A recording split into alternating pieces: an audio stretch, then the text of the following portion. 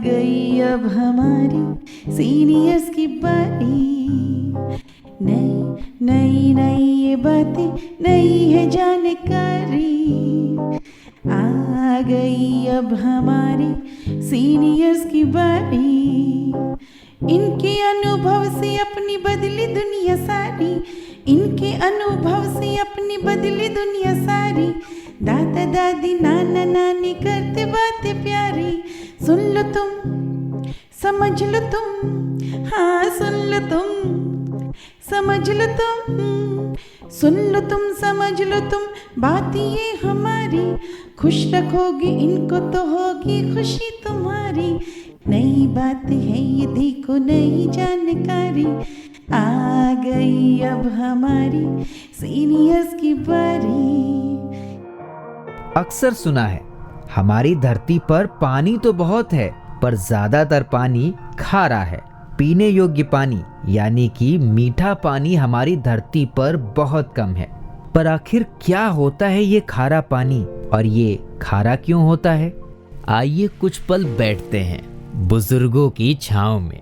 जो देखी है उनकी आंखों ने जिंदगी के ढेरों अनुभव, उन अनुभवों से अनुभव हम आज लेते हैं। नमस्कार दोस्तों, आप सबका स्वागत है विज्ञान प्रसार, विज्ञान और प्रौद्योगिकी विभाग, भारत सरकार एवं अलगप्पा विश्वविद्यालय कराईकुडू तमिलनाडु के संयुक्त तत्वाधान में वरिष्ठ नागरिकों द्वारा प्रस्तुत एक खास कार्यक्रम श्रृंखला अनुभव में, जिसे आकार दिया है डॉक्टर आर श्रीधरन ने और मार्गदर्शन कर रही हैं कार्यक्रम की मेंटोर पूजा मुरादा। साथ ही निर्माता हैं चित्रा शर्मा और जमशेद खान, और जिसे आप सुन पा रहे हैं सामुदायिक रेडियो 90.8 FM 24 पर।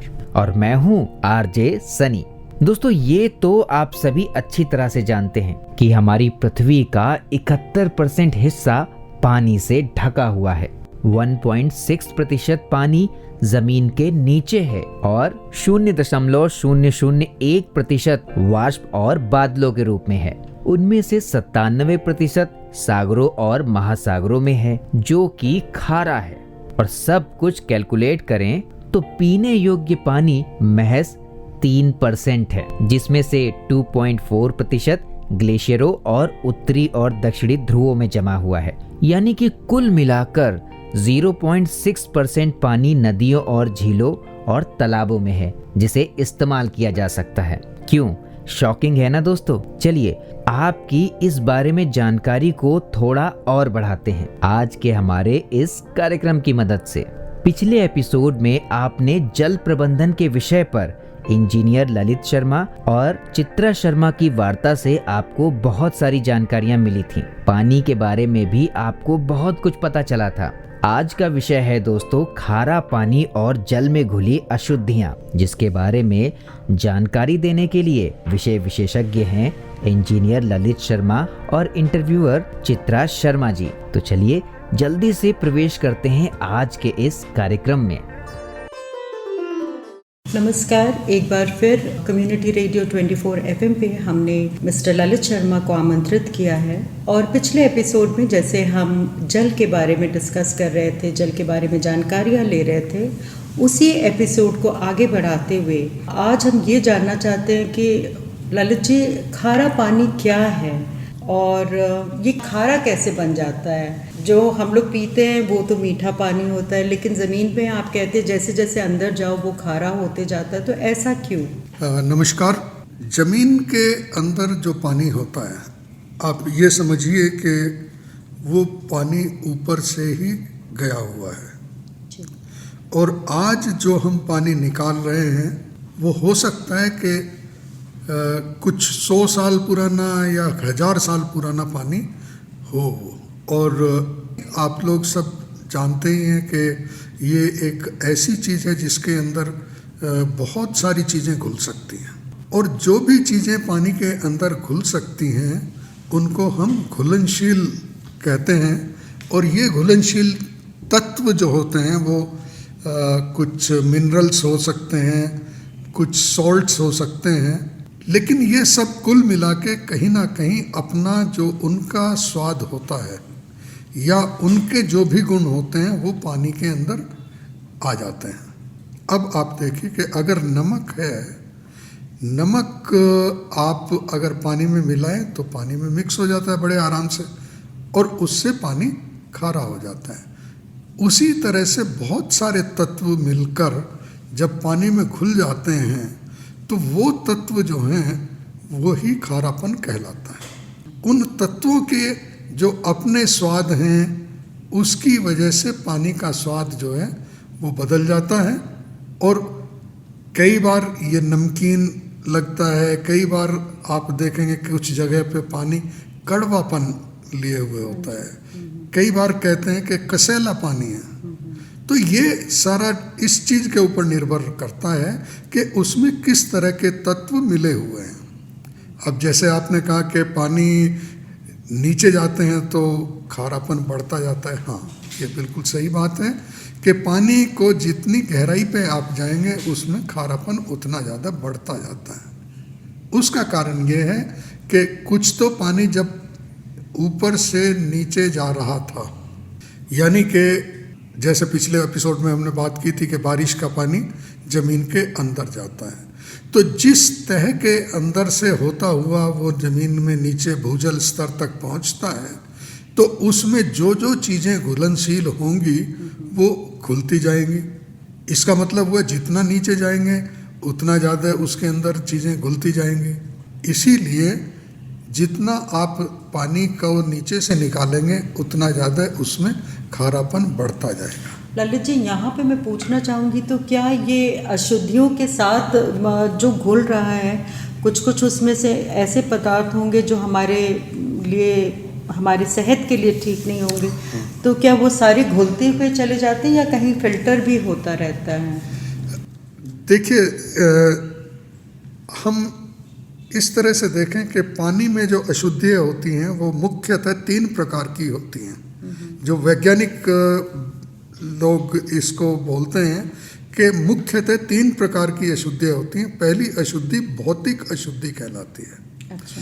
भौतिक अशुद्धि उसको कहते हैं जिसको आप आँख से देख सकते हैं, या स्वाद उसका बदल जाता है तो स्वाद आप जीभ से उसको देख सकते हैं, या देखने में आपको उसका रंग, गदलापन बदल जाए, या उसमें कोई खुशबू या बदबू आने लगे, तो ये जो है हम इसको भौतिक अशुद्धियों के दायरे में रखते हैं। दूसरी होती है रासायनिक अशुद्धि। अब रासायनिक अशुद्धि लगभग सभी घुलनशील अशुद्धियाँ होती हैं जो पानी के अंदर घुले हुए तत्व हैं उनकी वजह से होती है।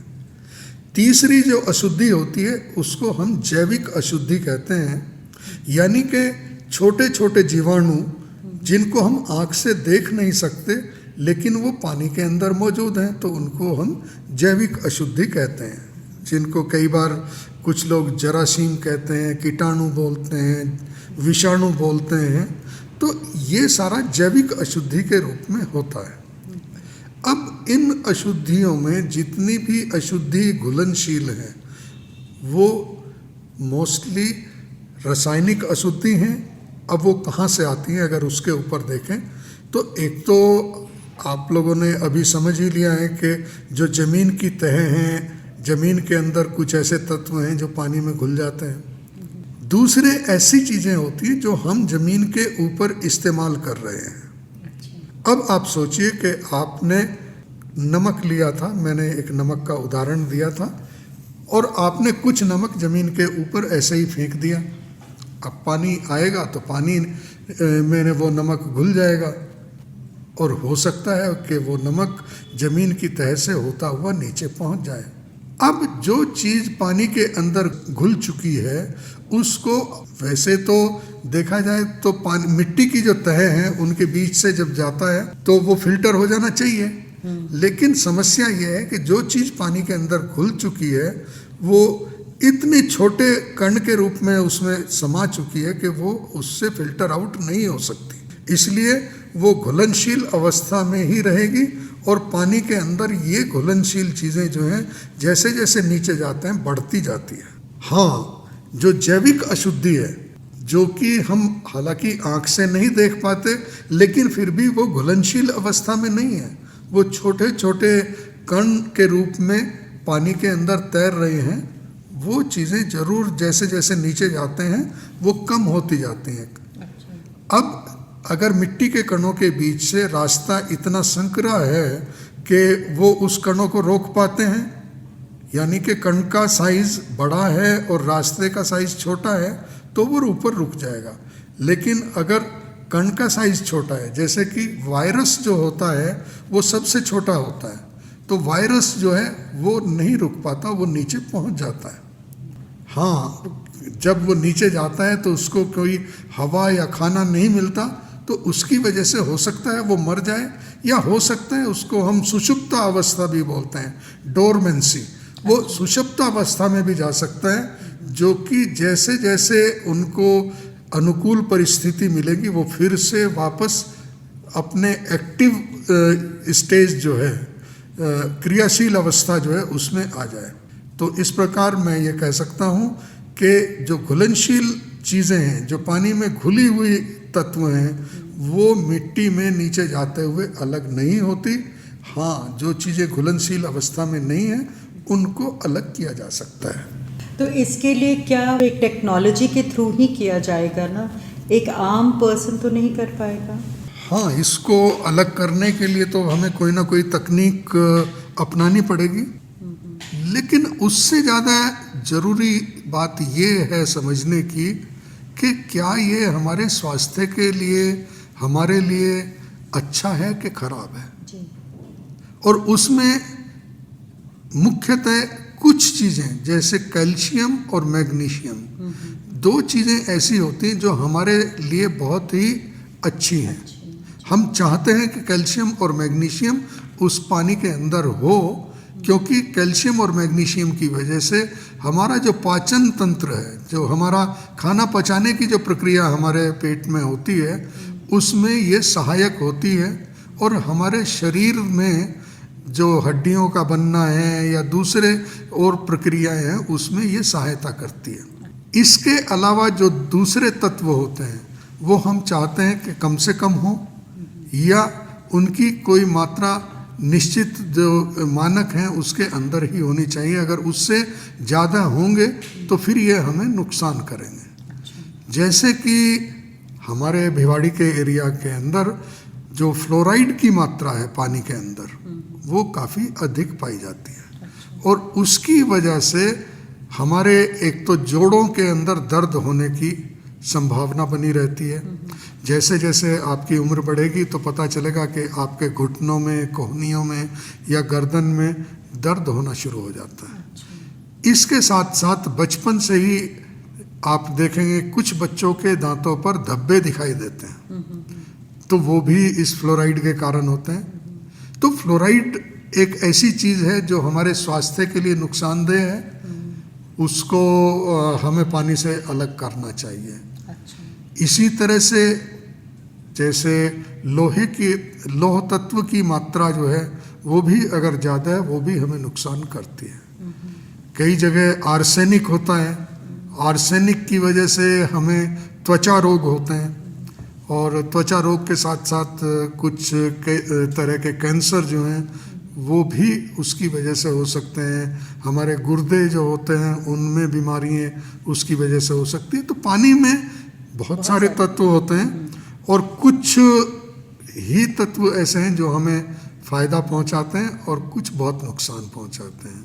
अब जैसे हम अपने खेती के अंदर बहुत सारे फर्टिलाइज़र, खाद इस्तेमाल करते हैं जो अंग्रेजी खाद कहते हैं, या फिर हम बहुत सारे स्प्रे इस्तेमाल करते हैं। अब आप सोचिए कि वो किसी ना किसी स्टेज पे मिट्टी में और पानी में मिलते हैं, और ये जब नीचे पानी में जाके मिलेंगे तो उससे हमारा पानी दूषित होगा, और उसका असर हमारे स्वास्थ्य के ऊपर आएगा ही आएगा। ललित जी, भिवाड़ी एक इंडस्ट्रियल प्लेस है, आपको मालूम है, इंडस्ट्री से इंडस्ट्रीज हैं, तो उसका क्या नुकसान होता है हमारे पानी पे, ज़मीन पे? देखिए, इंडस्ट्री में क्या होता है कि हम कुछ चीज़ों को लेके आते हैं कच्चा माल, उसको कुछ प्रोसेस करते हैं और फिर उससे फिनिश्ड प्रोडक्ट लेके बाहर चले जाते हैं। इस प्रोसेस में कहीं ना कहीं कुछ वेस्ट मटेरियल पैदा होते हैं। वो वेस्ट मटेरियल गैस के रूप में भी हो सकते हैं, कहीं आपने देखा होगा कुछ फैक्ट्रियों से धुआं निकलता है, कई जगह पानी इस्तेमाल करते हैं कुछ प्रोसेसेस में और वो पानी वेस्ट वाटर के रूप में फैक्ट्री से बाहर निकलता है। तो अब ये जो वेस्ट है अगर वो धुएं के रूप में है या पानी की शक्ल में है तो वो हमारे जो पर्यावरण है उसको प्रभावित करता है। अगर वो धुएं के रूप में है तो भी वो हमारे पर्यावरण में आया और फिर बारिश हुई या धूल मिट्टी की शक्ल में हमारी ज़मीन के ऊपर बैठ गया और बाद में बारिश होगी तो वो कहीं ना कहीं पानी के अंदर मिक्स होगा और वो नीचे जाएगा। साथ ही अगर वो पानी की शक्ल में है तो भी वो पानी कहाँ जाएगा? अब या तो उसको ट्रीट किया जाए, ट्रीट करके फिर बाहर निकाला जाए, और कई बार देखने में ये आया कि फैक्ट्री से पानी पूरी तरह से उपचारित नहीं किया गया या किसी वजह से वो अनुपचारित पानी अगर बाहर आ गया तो नाली के माध्यम से, नाले के माध्यम से कहीं ना कहीं वो हमारी ज़मीन में मिक्स हुआ और ज़मीन के माध्यम से होता हुआ हमारे पानी को दूषित कर देता है। और यही पानी फिर बाद में हम लोग पी भी लेते हैं। बिल्कुल, क्योंकि ये पानी जब जाके ज़मीन के अंदर के पानी से मिलता है और हम पीने के लिए पानी निकालते हैं तो उसमें मिक्स होता है, तो ये हमें प्रभावित करेगा ही करेगा। ललित जी, बहुत बहुत शुक्रिया आपका रेडियो FM 24 से जुड़ने के लिए, और आपने इतने सरल भाषा में और इतने अच्छे तरीके से आपने सारा इन्फॉर्मेशन दिया कि आम जनता बहुत अच्छे से कनेक्ट कर पाएगी और समझ पाएगी कि इसका पानी का क्या फ़ायदा, नुकसान, और RO वाटर का क्या नुकसान है और बॉटल्ड वाटर हमारे लिए अच्छा है या नहीं। इसी के साथ ये एपिसोड हम यहीं पे समाप्त करते हैं। एक बार फिर मैं आपसे पूछना चाहूँगी, कुछ ऐसा मैसेज आप देना चाहेंगे हमारी जनता के लिए, श्रोताओं के लिए जो सुन रहे हैं? तो मेरा एक ही मैसेज है कि आप फैक्ट्री में काम कर रहे हैं, घर में काम कर रहे हैं, तो कहीं भी आप काम करते हैं तो उसमें कहीं ना कहीं कुछ ना कुछ वेस्ट तो पैदा होता ही है, कचरा ज़रूर पैदा होगा। उस कचरे का निपटान किस तरह से किया जाए ये हमारे ऊपर निर्भर है, ताकि इस कचरे से हमारा पर्यावरण दूषित ना हो, हमारा पानी दूषित ना हो, हमारी हवा दूषित ना हो और उससे कोई नुकसान हम तक ना पहुँचे। इसके लिए हमें जागरूक होना चाहिए। हम अपने कचरे को ऐसे ही कहीं ना फेंक दें, हम देखें कि उसका कोई सही सुरक्षित निपटान किया जाए। बहुत बहुत धन्यवाद, नमस्कार। Thank you very much. वाकई में दोस्तों, पीने योग्य पानी की समस्या दिन पर दिन बढ़ती ही जा रही है और खारे पानी से पीने योग्य पानी में परिवर्तन के लिए अभी कोई आदर्श तकनीक भी नहीं है। जहां एक तरफ जल में मिली अशुद्धियां स्वास्थ्य को प्रभावित करती हैं, वहीं दूसरी तरफ हमारे पानी को वेस्ट करने वाली लाइफस्टाइल, जिस पर हम चाह करके भी काबू नहीं पा रहे हैं। पर दोस्तों, कुछ ना कुछ तो करना ही होगा। आपको पता है दोस्तों, देश की राजधानी दिल्ली की बात करें तो भारतीय मानक ब्यूरो द्वारा जारी एक हालिया रिपोर्ट में सामने आया कि दिल्ली जल बोर्ड द्वारा सप्लाई किया जाने वाला पानी BSI मानकों पर खरा नहीं उतरता और वह पीने योग्य नहीं है। पर ये एक दिल्ली की बात नहीं है, ऐसे कई क्षेत्र हैं देश में जहां पर जो पानी लोगों को उपलब्ध कराया जाता है पीने के लिए, वो उतना अच्छा नहीं होता और इससे उनकी सेहत पर बुरा प्रभाव पड़ता है। पर वो कहावत है ना दोस्तों, मरता ना तो करता क्या। पर एक चीज़ है दोस्तों जो हम कर सकते हैं, यदि हम अपनी लाइफस्टाइल में थोड़ा चेंज करें, थोड़ा बदलाव करें, काम काजों में कुछ इस तरह से बदलाव करें कि पानी का वेस्ट हम बिल्कुल भी ना करें। जैसे कि आपने देखा होगा कि अक्सर लोग शावर से बाथ लेते हैं, बट वहीं अगर हम मग और बाल्टी का उपयोग करें तो हम काफ़ी पानी बचा सकते हैं। अगर हम नल की टैप को ठीक करवा के रखें तो भी हम काफ़ी पानी बचा सकते हैं। कई बार तो हम ब्रश करते करते ना जाने कितने लीटर पानी बहा देते हैं। अगर इन सब बातों पर ध्यान रखें तो शायद हमें इन दिक्कतों का सामना नहीं करना पड़ेगा। पर आपको ये प्रोग्राम कैसा लगा ये बताना बिल्कुल भी मत भूलिएगा fmbhiwadi@gmail.com पर। अभी के लिए मैं चल रहा हूँ और चलते चलते हमारे दोनों मेहमान चित्रा शर्मा और इस विषय के विशेषज्ञ ललित शर्मा जी को दिल से बहुत बहुत धन्यवाद इतनी अच्छी जानकारियों को साझा करने के लिए। मैं हूं आरजे सनी और आप सुन रहे थे सामुदायिक रेडियो 90.8 FM 24 पर प्रसारित इस खास कार्यक्रम श्रृंखला अनुभव को। आप सुन रहे हैं 90.8 FM 24, आपका रेडियो, आपकी धड़कन।